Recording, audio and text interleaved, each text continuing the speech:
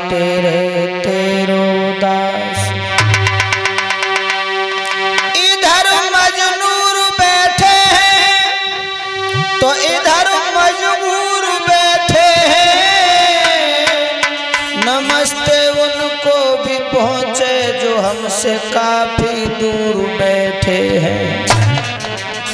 दो लाइन माँ सरस्वती के चरणों में वंदना करते हुए भगवान की कथा।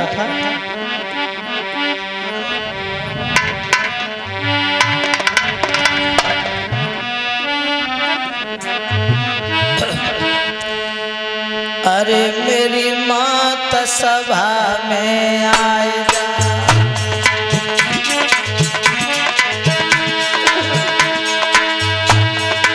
अरे मेरी मैया सभा में आए जा, और उन्हें कबूलो ज्ञान बताए जा।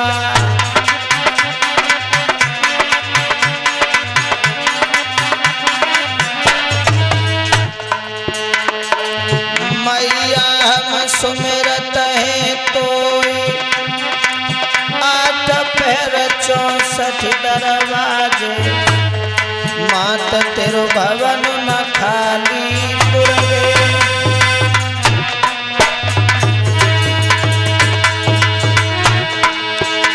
अरे मैया भवन बनो है जाली को, तो पे फूल चढ़े माली को।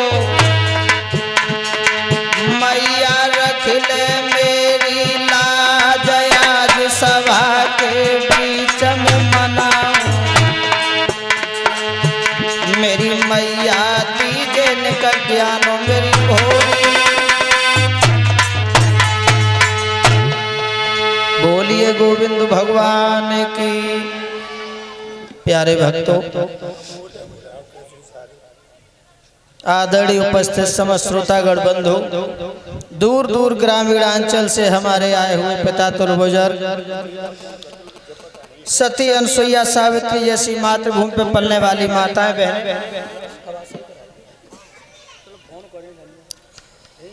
आज आपके इस पावन गांव नथौरा में, नरोथा में भगवान की असीम अनुकंपा से जो फौजी साहब ने ये 7 दिन के लिए ज्ञान की गंगा बहाई है, भगवान ऐसे भक्तों को हमेशा धूमधाम से आगे बढ़ाता रहे। और जहाँ भगवान की गाथाएं होती हैं वहाँ आनंद ही आनंद आता है। ये बताया भी गया है कि कथा सुनत मुर्दा जलत, स्त्री रत के अंत। ऐसी बुद्धि हरदम रहे तो क्यों न मिले भगवंत। भगवान की जहाँ कथा चलती है वहाँ पल मात्र के लिए बुद्धि पवित्र हो जाती है इंसान की। दूसरी जगह बताई है, जब हम आप लोग शमशान में मुर्दा को ले जाके रख लेते हैं, उसके परिवारीजन चिता बनाते हैं, उसका जो खास होता है भाई उसमें आग लगा देता है। जब काला काला धुआं वायुमंडल में जब घूमने लगता है तो शमशान में सन्नाटा सा छा जाता है। एकदम ये मालूम पड़ता है आज ये हमारे तुम्हारे बीच से चले गए, कल हमें भी जाना है, परसों तुम्हें भी जाना है। फिर दुनिया में आकर के घमंड किस बात का फौजी भैया। ये थोड़े दिन का मेला है, उसके बाद में यहाँ से जाना ही जाना। सब आपस में बातें करते हैं, सोचते हैं 4 दिन की चांदनी है, बाद में अंधेरा ही अंधेरा मिलेगा। जितने समय के लिए आए हो उतने समय में भगवान को मत भूलो। भगवान की जहाँ भी गाथाएं होती हो बड़े ध्यान से भगवान की कथा को श्रवण किया करो। शमशान में जब वो धुआं देखते हैं तो बुद्धि पलट जाती है कि संसार में है कुछ नहीं। एक दिन इसी तरीका से हमारा भी धुआं उड़ जाना है, याद रखो। इसलिए हमें और आपको बहुत संभल के रहना है। कबीरदास जी बहुत सुंदर बात लिख रहे हैं इस समय के लिए। वो भी समय कठिन आता है, हर इंसान के जीवन में आता है।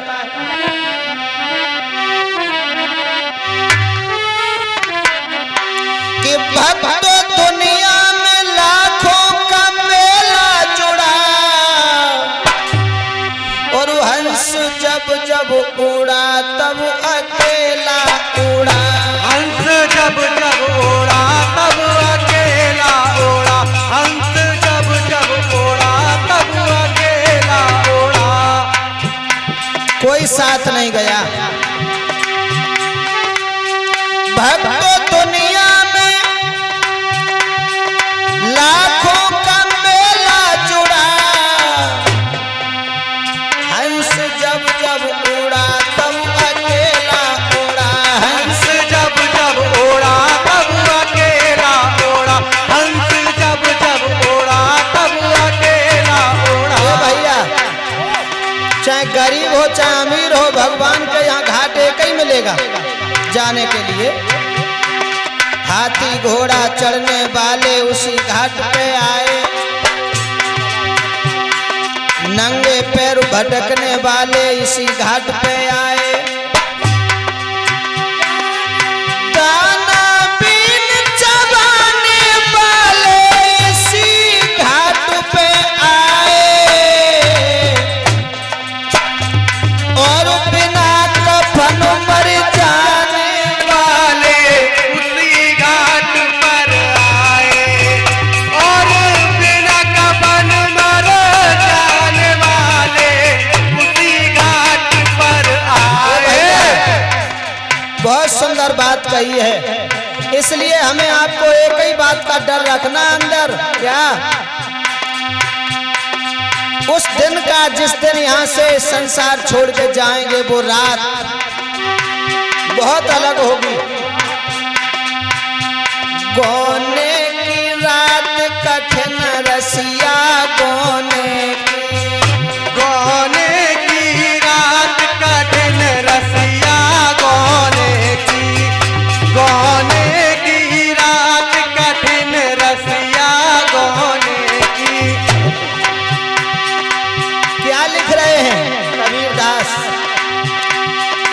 अरे गोने की रात कठिन रसिया गोने की। गोने की रात कठिन रसिया गोने की। और अरे पहलो पहलो लगो रात को,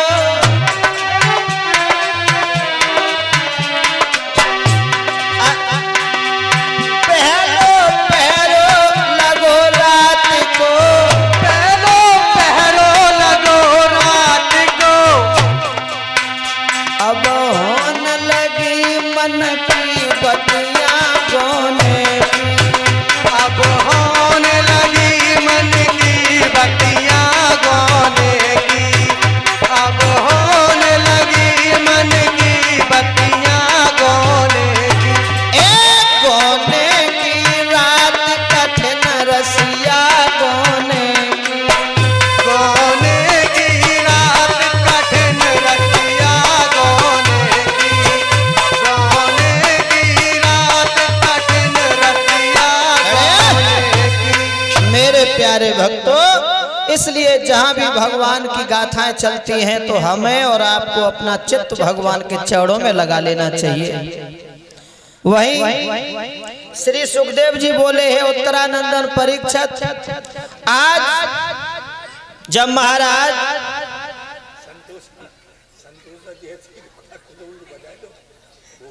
महाराज यदु शिकार करने के लिए गए हैं, इधर शुक्राचार्य ब्राह्मण की लड़की देवयानी बृहस्पति राजा की बेटी सर्वेष्ठा ये तालाब में स्नान करने के लिए गईं। दोनों लड़कियां स्नान करने लगी। नारद को देखा है, लड़कियों ने भाग भाग करके कपड़े पहन लिए, देवयानी के कपड़े सर्विष्ठा ने पहन लिए, सर्विष्ठा के कपड़े देवयानी ने पहन लिए। नारद जब निकल गए आपस में लड़कियों में झगड़ा हो गया। कहने लगी और भेकमंगा ब्राह्मण की लड़की, हम राजा की बेटी है, तूने हमारे वस्त्र कैसे पहले? ताड़ती से गाल में तमाचा दिया। अब तो जब तमाचा पड़ा तो देवयानी कम ना पड़ी, बाव ने तमाचे को जवाब तमाचे सही दो। तो चट्टई चट्ट वही होने लगी, झगड़ा शुरू हो गया। अंत में सर्विष्ठा ने देवयानी की कलाई पकड़ी, कलाई को मरोड़ा, वहीं कुआं था, कुआं में धकेल दिया। लड़की कुआं में गिर गई। ये सर्विष्ठा अपने घर के लिए वापस भाग आई। जब ये लड़की भाग करके घर आ गई, कुआं में बिलख रही है, पड़ी है, रो रही है। उसी कुआं के पास से रास्ता निकला था जहां से यदु महाराज याति घोड़ा पे सवार होकर के जब निकले। महाराज ने लड़की रोने की आवाज सुनी, इधर देवयानी ने घोड़े के टापों की आवाज सुनी। तो आवाज दिए भैया घोड़े वाले, ए भैया घोड़े वाले, आवाज दी है कि घोड़ा वाले जवानन का रुक जाइयो, मैं तेरी रही हूँ। घोड़ा वाले कटोई का रुक जाइयो, मैं तो तेरी रही हूँ। घोड़े वाले कटोई का रुक जाइयो, मैं तो तेरी रही हूँ। ए भैया रुक जाओ ना, संग की सहेली मोय कुआं में धकेली, कुआं में धकेली। मैं तो कर्मन पे पछताई रही हूँ, ठहर जाइयो। घोड़ा वाले कटोई का रुक जाइयो, मैं तो तेरी रही हूँ। घोड़ा वाले कटोई रुक जाइयो, मैं तो तेरी रही हूँ। ए भैया मेरी आवाज सुन रहे हो तो ठहर जाओ। महाराज याति ने लड़की की आवाज सुनी, घोड़ा खड़ा कर दिया। संग की सहेली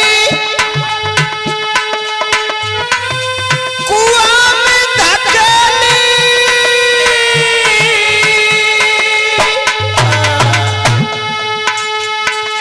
संग की सहेली कुआं में धकेली।